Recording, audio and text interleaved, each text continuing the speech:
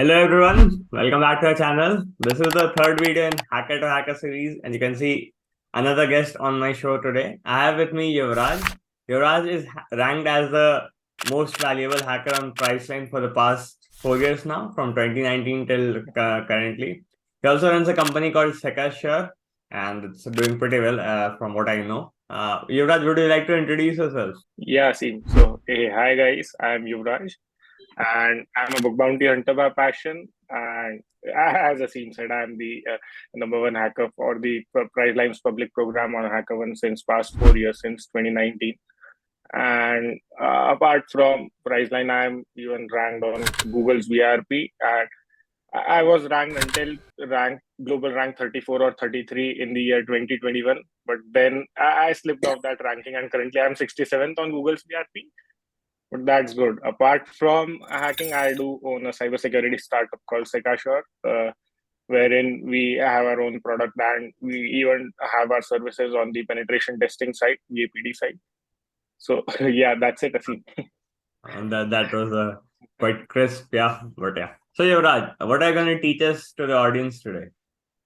Yeah, so we would be talking about SSRFs, the server-side request forgeries, some tips and tricks on that. How do companies mess up? How we can escalate SSRFs to increase impact, specifically in terms of bug bounties. How a hacker can, not miss something while gaining bounties in that. So we would be covering that up.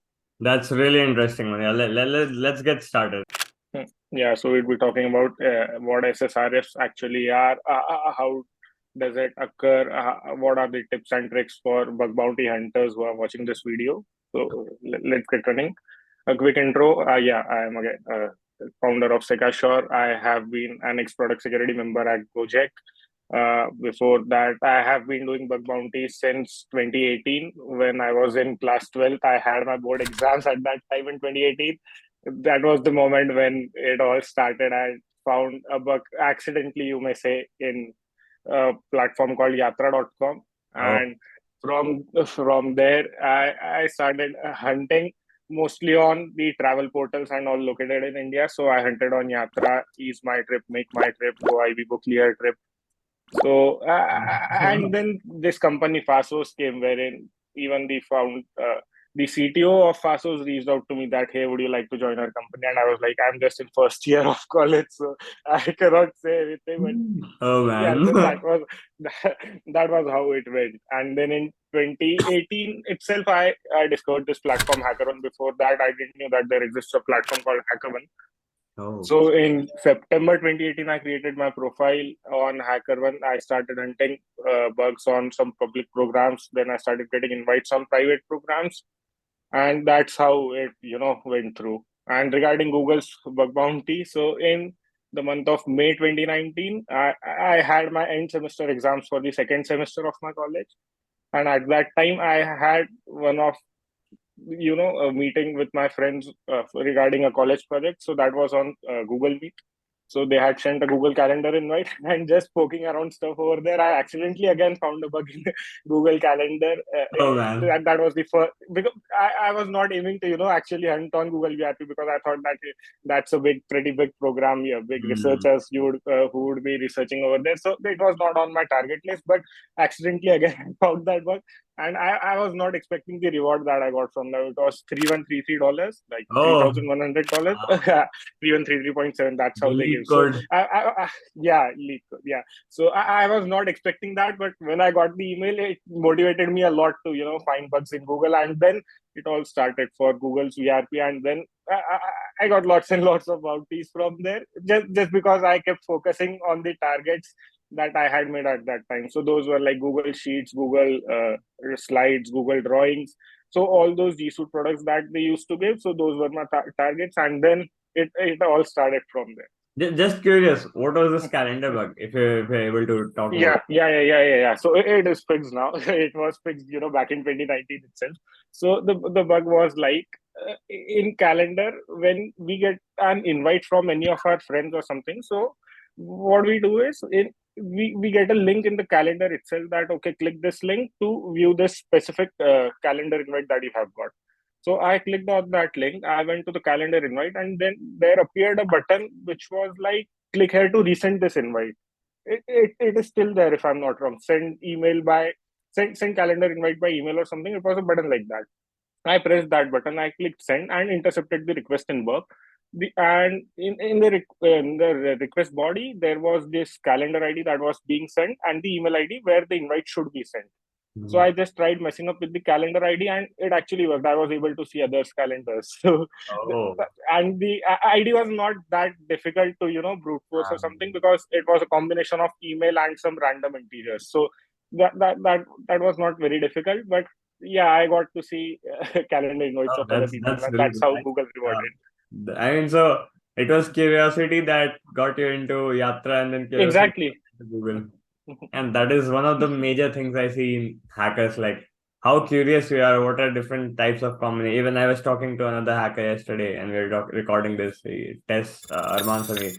And I saw how curious he was to finding subdomains, and he told me a lot of things that usually we know that okay, these things are there, but we don't combine these things and make some permutation combination to figure out something. That's the difference that makes you a better hacker than a good hacker. Yeah, so this is how my journey went from being a novice hacker to now an intermediate hacker as of now. But yeah, let's see how it goes ahead in the future. Definitely. And yeah, regarding my bug bounty methodologies, I would say that I have my own custom script that I usually run as soon as I receive an invite for a particular program. I have my own custom script wherein I have a list of 4 or 5 open source tools. Nothing specifically made by me. Those are all 4 or 5 open source tools. I utilize them to recon that specific target that I invite to.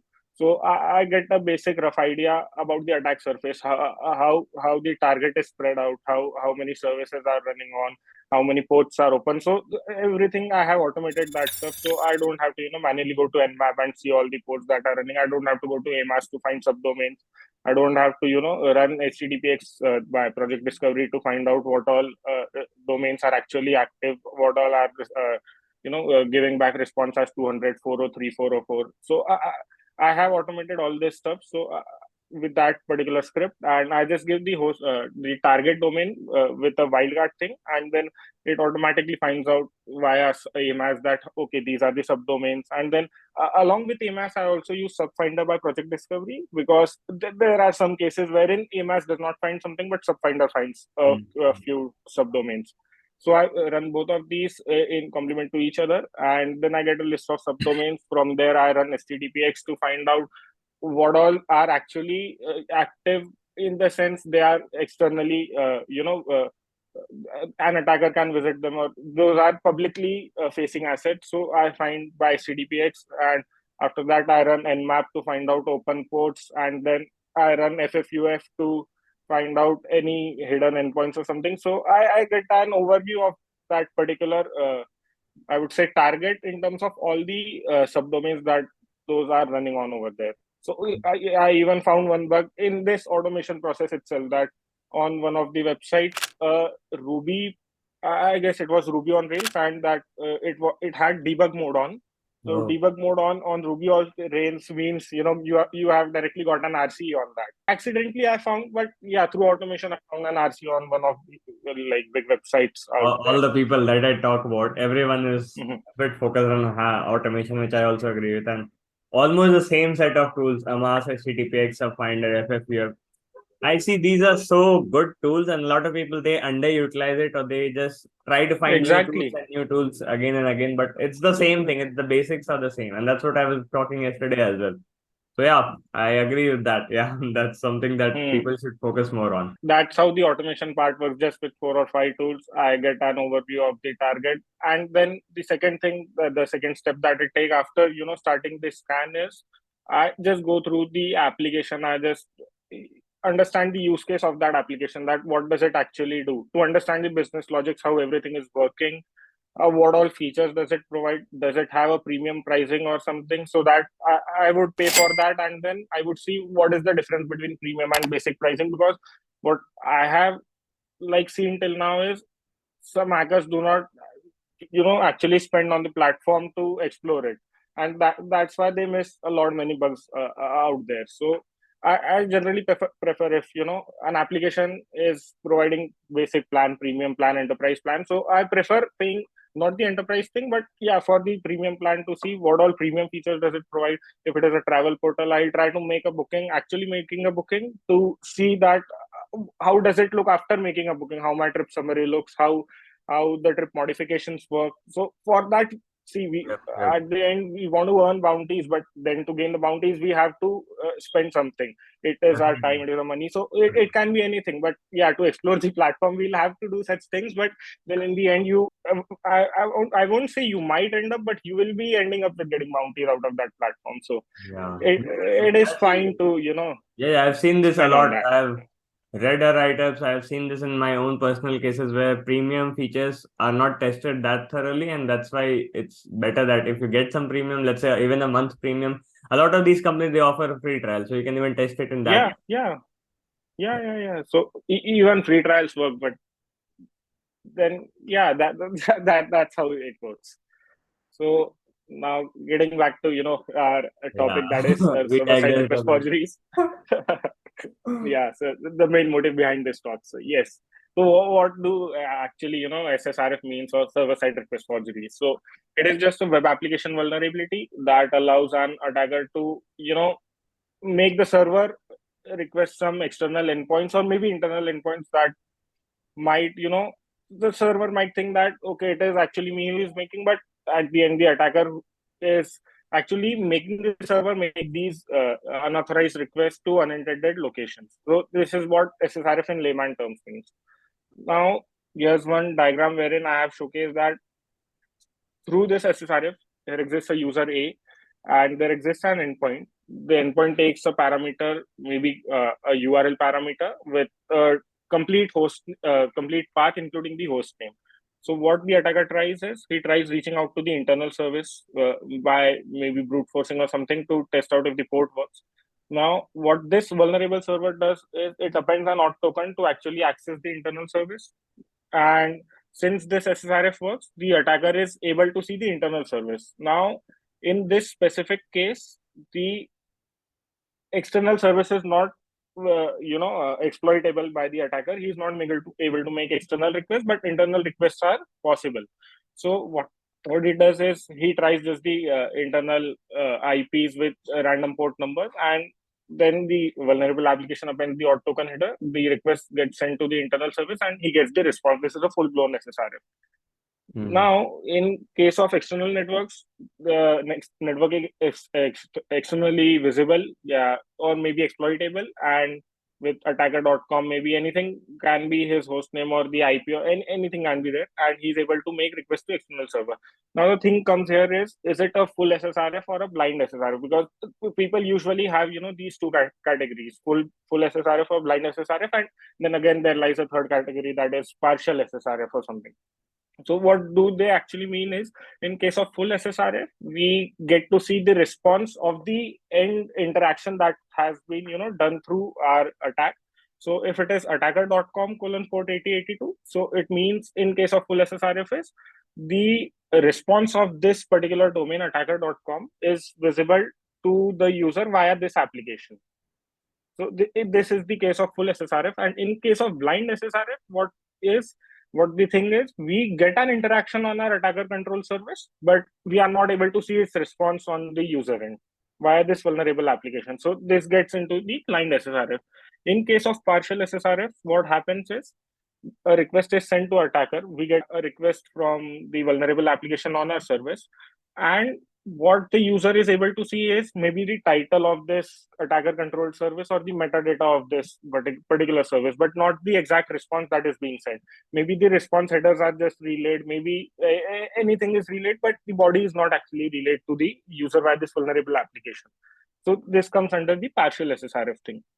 Now, where many bug bounty hunters miss up here is they think that okay, full-blown SSRF bumps up to critical category. Maybe blind SSRF does not bump up to critical, but it could be somewhere between medium or high. So I would make this misconception clear here that even with blind SSRFs, you can escalate it to critical category. You can get the highest payout on any particular program.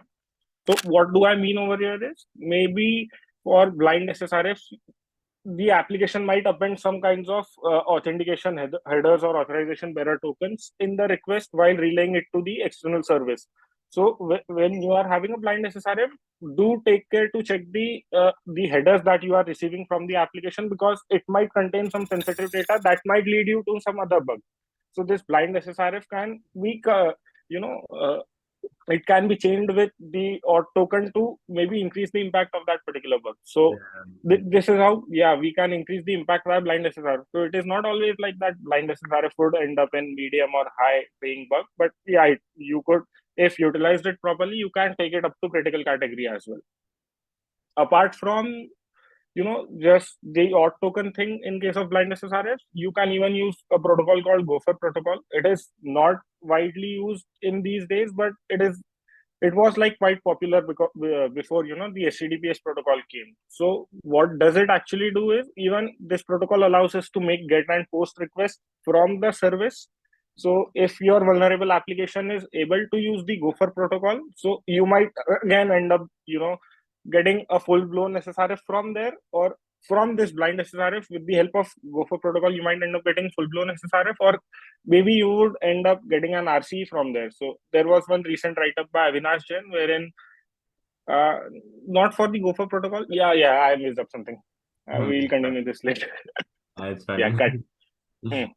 Now, so these were the types of SSRFs, like full, blind, and partial we just talked about. So this is the case of full SSRF. This is screenshots from one of my researches that I have done, and I got paid for that. So this is one of the examples wherein you just pass the URL to the server, and then in return it parses everything. Like it actually makes a GET request to that particular internal service, and then just relays its response, whatever it had got. So it was a PHP my admin page that I showcased to the company that, okay, this is publicly visible. So alongside this, we might access some other endpoints as well. So this is a case of full SSRF. And in case of blind SSRF, we just get the interactions, DNS interactions or HTTP requests from the server. So this was the place where I was talking about that. Just take a look at the headers, what are being received on your end, and just don't miss up anything just because you haven't gone through it completely.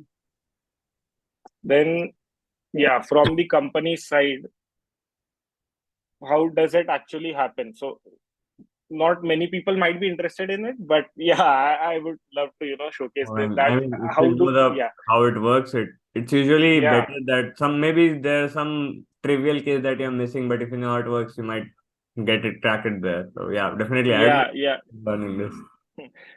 So one more thing that came to my mind just now is, like, you should at least know the basic programming concepts, what we would say, to be in to do good in bug bounties, because programming is the key to how we escalate things ahead in this.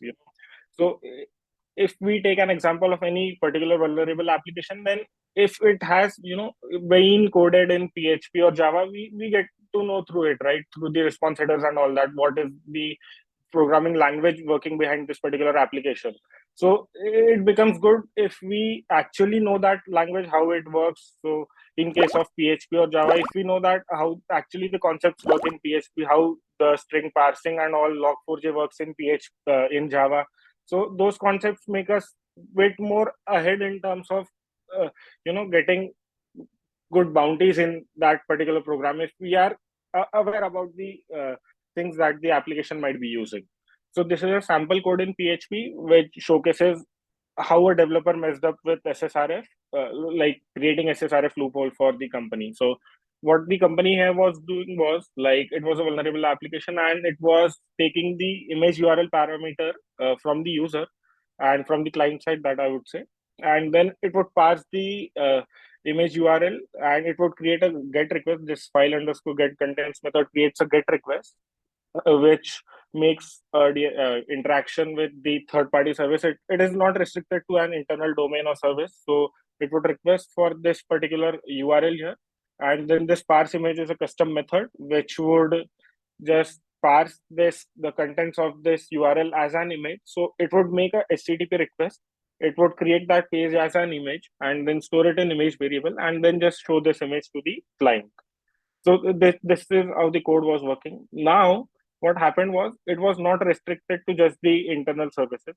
It was not restricted to the MIME type of that particular URL. It was not restricting the extensions that we pass in the URL.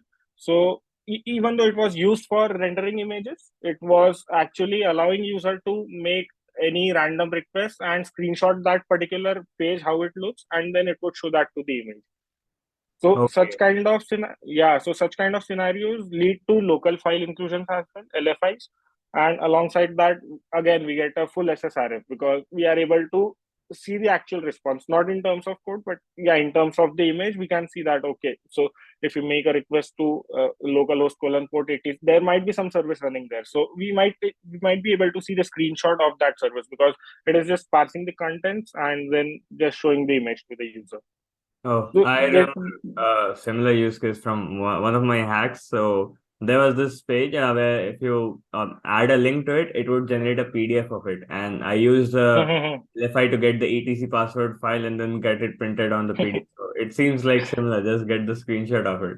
Yeah. Exactly. So even the PDFs are the next big challenge that companies face because many companies have this option to export PDFs and all, and not many companies have their own custom parsers for PDFs and they use some third-party services and those third-party services mess up. The PDF parsing is the next best thing for SSRF. So the next thing is in my code is so again, how do companies mess up? So here, even if the company was blacklisting domains that it won't allow something like the metadata.google.info, what we call as 169.254 IP for getting GCP metadata, or maybe the localhost thing 127.0.0.1. So the company might have blacklist for these things, but in turn, an attacker can find some bypassing techniques for bypassing this blacklist that the company has created.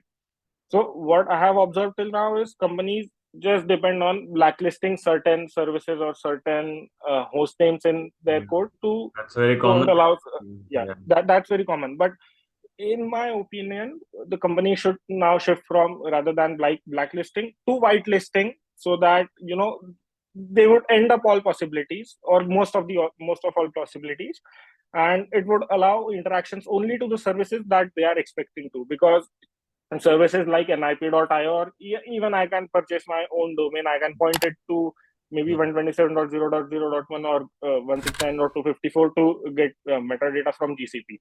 So if it is just blacklisting the stuff, then I might have my own domain name, which would in turn point to the metadata service.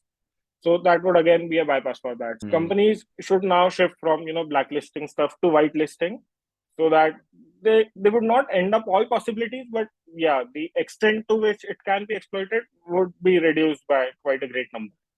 Coming to this impact point, increasing impact for SSRF. So the first and the major thing would be to identify the cloud environment. So for doing that, what we can do is just make it make a request to one of our servers where we have access to the logs, maybe a burp collaborator thing or interact sh thing that we have. From there we can get the IP from where the request is coming. We can do a whois lookup for that, and we would get to know that okay, this was the cloud provider that was running this particular application. So from there we might get that okay, was it Amazon, AWS, GCP, DigitalOcean, Droplet, Azure? So we would get that from there, and from then we can then get down through the particular clouds.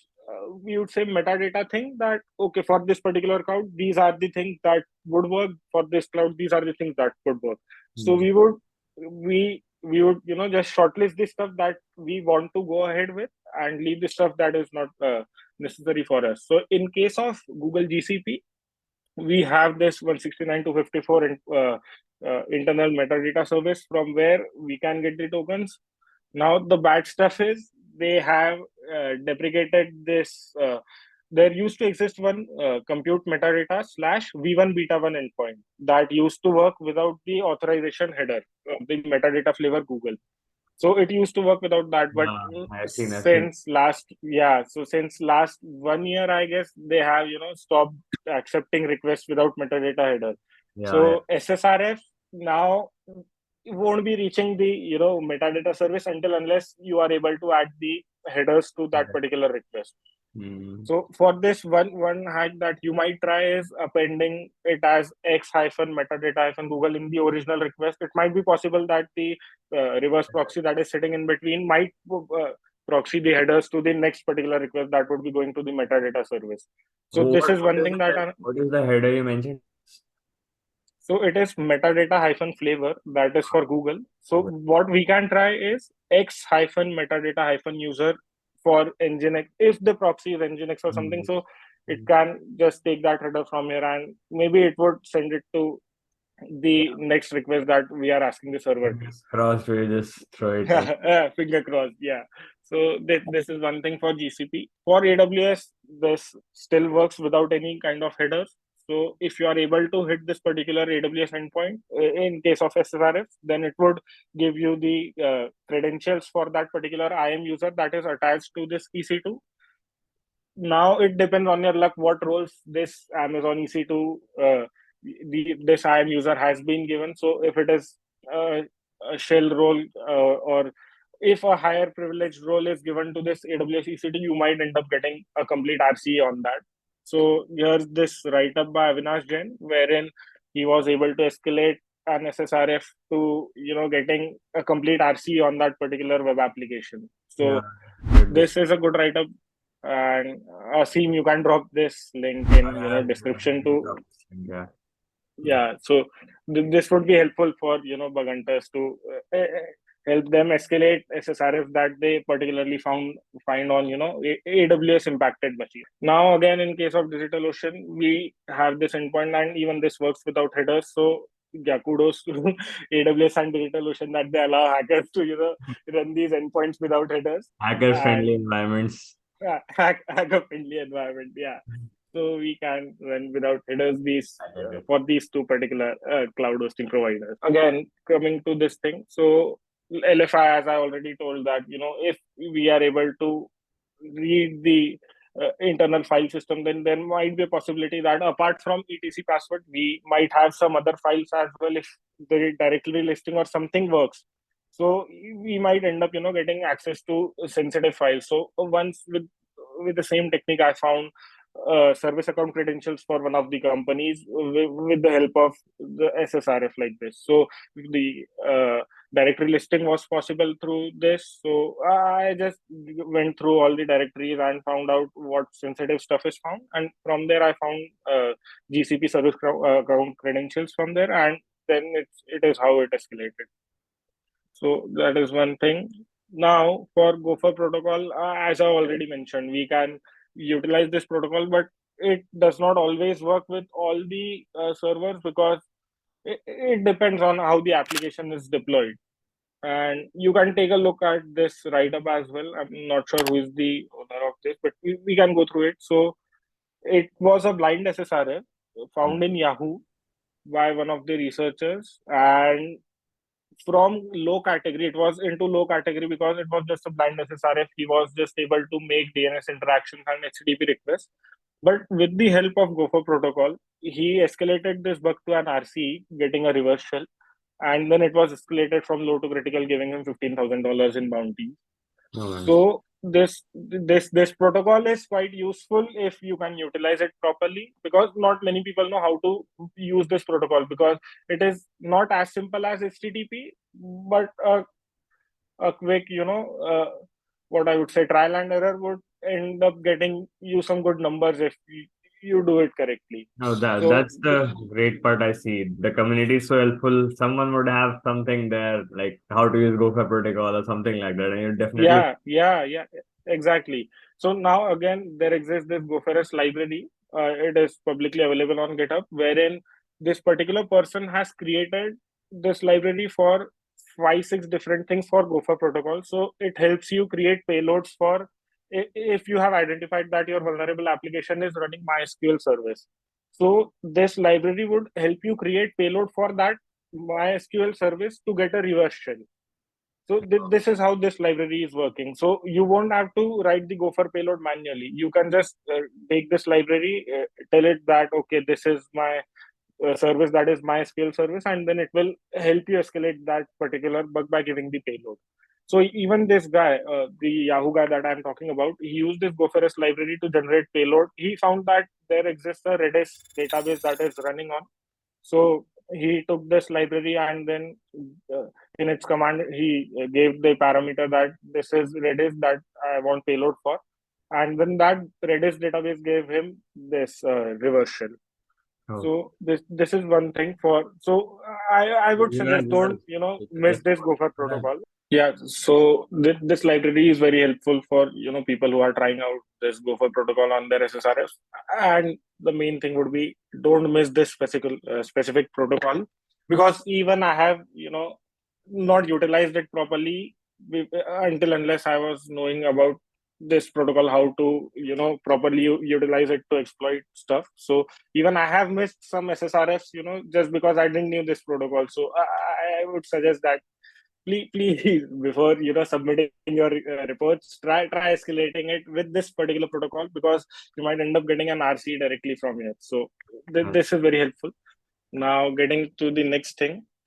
So there exists this nip.io thing. I'm not sure how many people know here, but this is I didn't know this. I used to have my own domains. I used to add a DNS record there and just do this. But yeah. So that's what many people do. Even I did that, and even I do it today if I need it somewhere. But yeah, this nip.io is a free service, and we can just append our the IP address that we want to point that particular domain to, and it would.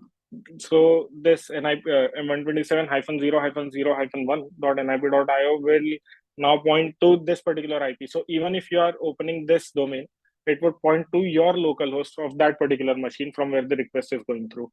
So it has a couple of different options to point a domain to. So there might be some applications that are just blocking 127.0.0.1. So you might try this. There might be some applications who would detect this particular pattern 127-0-0. So then this service also allows you to give the domain name in hexadecimal format. So you can convert it to hexadecimal. So this 7F000001, this is the hexadecimal format of 127.0.0.1. So there might be certain applications, those are not checking the hexadecimal format as well.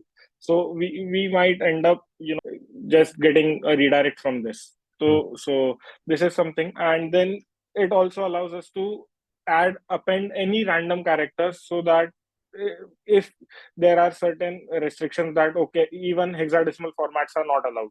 So what an attacker can do is he can append some random things, and then in the end he would do like hyphen and then the hexadecimal thing. So even this thing would point to 127.0.0.1. That's so really we might so we might bypass certain restrictions that the application has laid out. Best thing is that we don't have to go to our hosting cPanel and then change the DNS records for that particular a lot of people that we are have this. Like a lot of people that I meet, they're just starting up. They don't own a domain or something like that. So yeah, definitely this makes a lot of sense. Yeah. So the researchers can definitely go through this nip.io service. It is widely used nowadays, and it is a free service. So yeah, you can utilize it for whatever you want. And then the next thing for bypassing validations is find an open redirect on one of the whitelisted domains that is allowed to access the particular web application.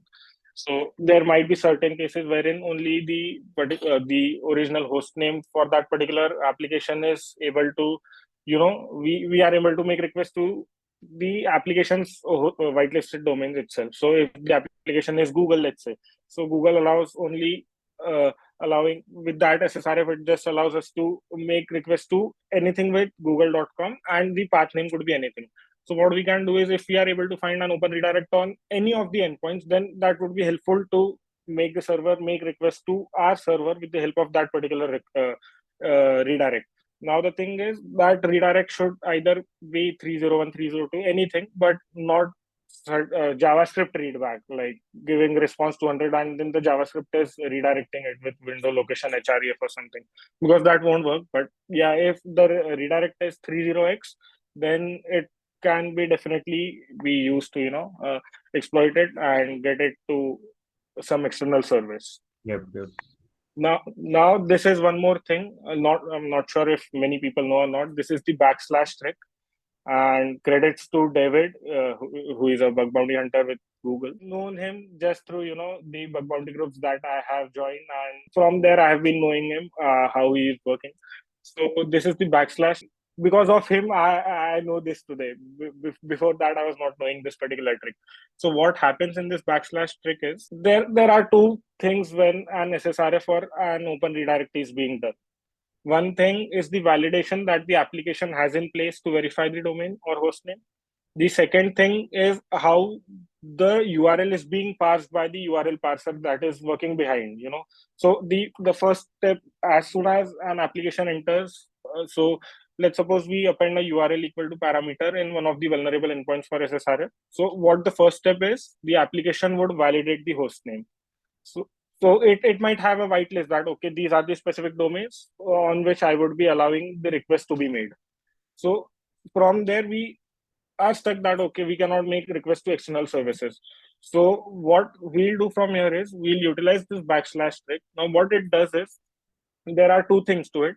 First is the RFC 3986 that states that everything before the @ is the user info section. So what I mean by the user info section is how the base 64 authentication works. So it is like username : password @hosting.com or domain.com. This is how it works. So this RFC 3986 states that everything before @ is the user info section.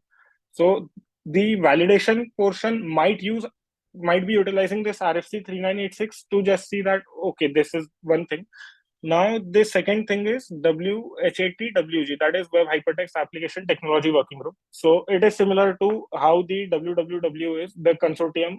So even it is a group of people from Apple and I guess Microsoft and some more companies. So it is a group of people who have helped evolve the HTML thing and how the web pages work, how the URLs work. So they have a good contribution on that space.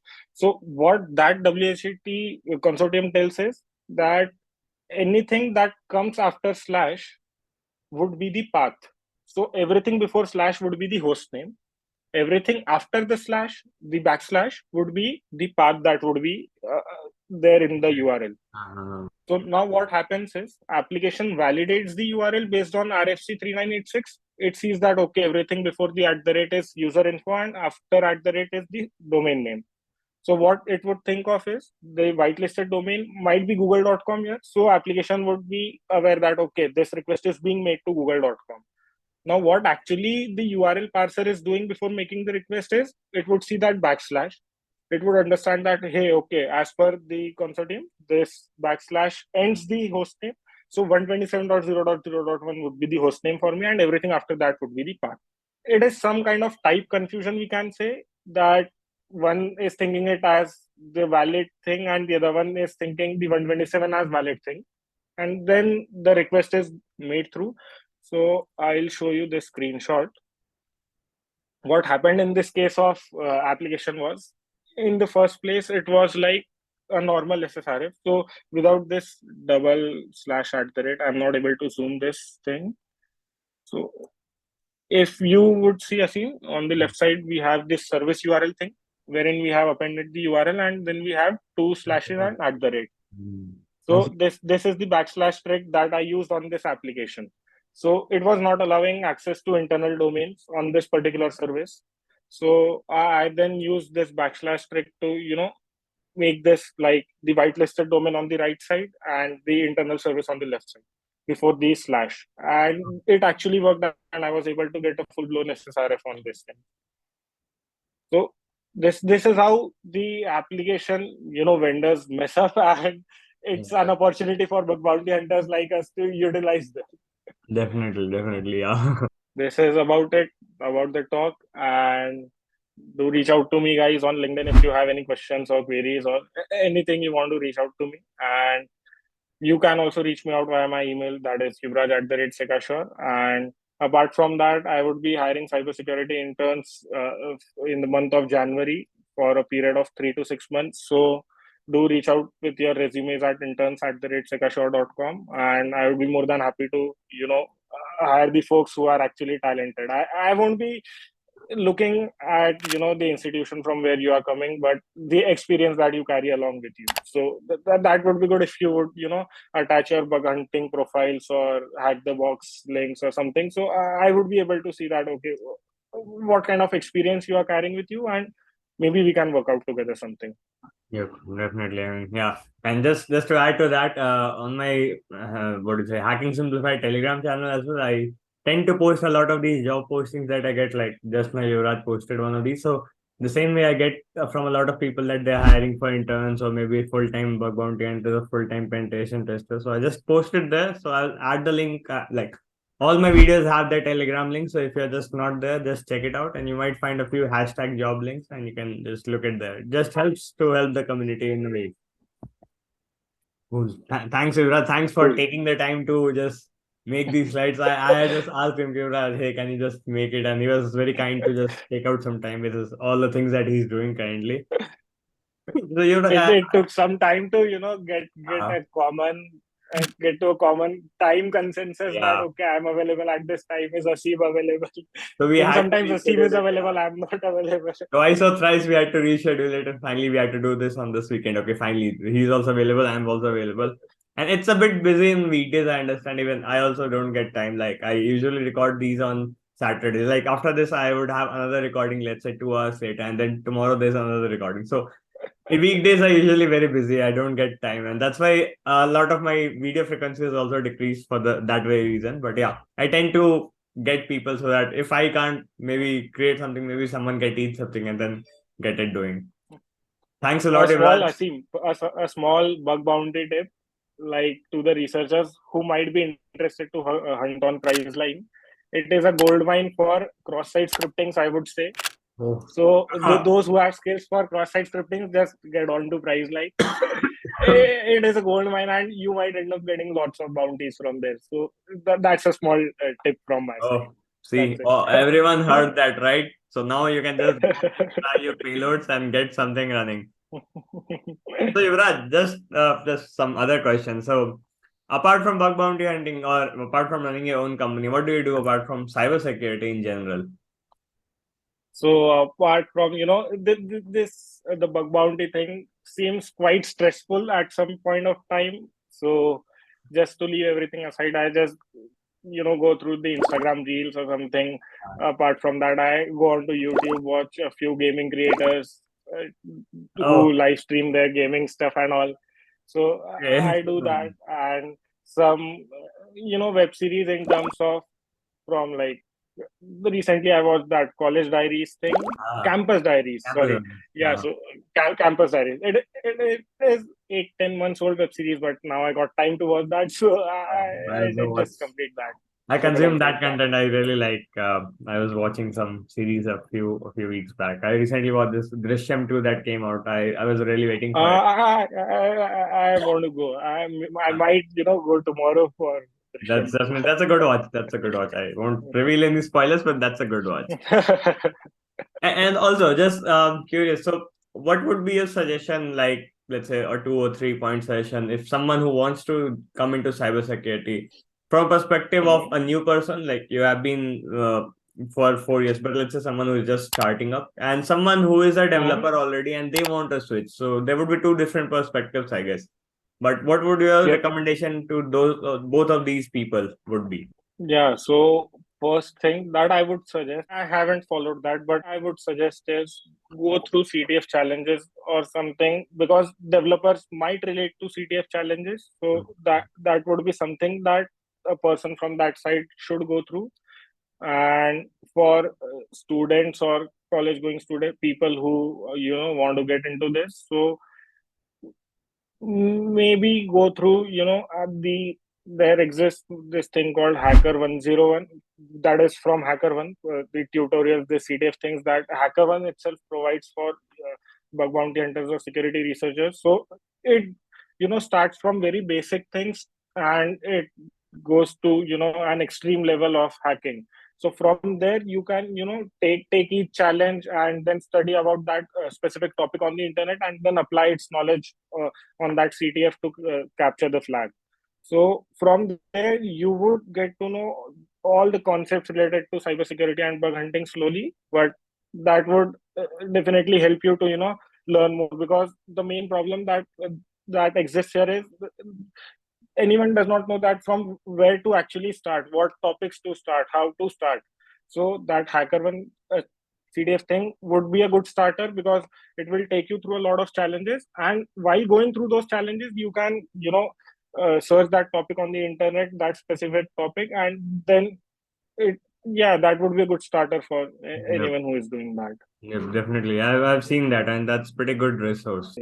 Thanks, Yuvraj. Thank you for taking the time out on the weekend and just helping me record this. No problem, Asim. Cool. Thank you. Thanks a lot.